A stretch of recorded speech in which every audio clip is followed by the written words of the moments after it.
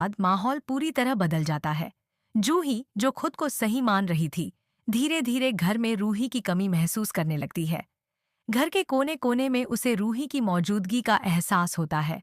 कभी उसकी मुस्कान, कभी उसका ख्याल रखने वाला स्वभाव और कभी उसकी निस्वार्थ मदद।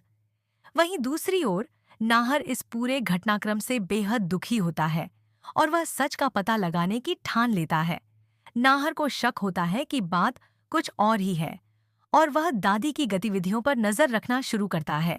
जल्द ही उसे कुछ ऐसे सुराग मिलते हैं जो साबित करते हैं कि रूही को बदनाम करने और जूही के दिल में नफरत भरने के पीछे दादी का ही हाथ था।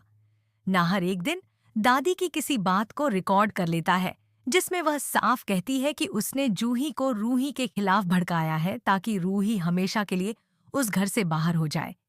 ये सच्चाई जानकर नाहर तुरंत जूही के पास जाता है और सब कुछ बताता है। वह उसे वह रिकॉर्डिंग सुनाता है, जिसे सुनते ही जूही के पैरों तले जमीन खिसक जाती है।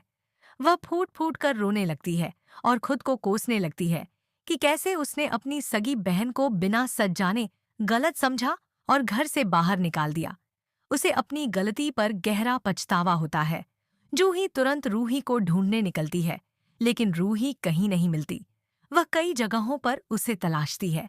नाहर की मदद से आश्रमों, हॉस्पिटल और पुराने ठिकानों तक जाती है, लेकिन रूही का कोई सुराग नहीं मिलता। अब जूही टूट चुकी होती है।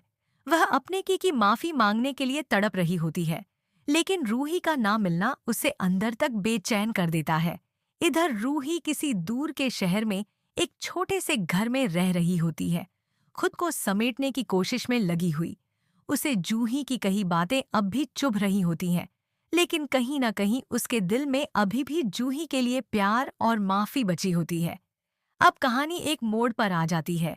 क्या जूही रूही को ढूंढ पाएगी? क्या रूही जूही को माफ कर पाएगी? और क्या दादी को उसके झूठ और साजिश की सजा मिलेगी? आगे की कहानी में बड़ा ट्विस्ट आना अभी बाकी है। रूही और जूही का रिश्ता क्या फिर से जुड़ पाएगा? जानिए अगले एपिसोड में।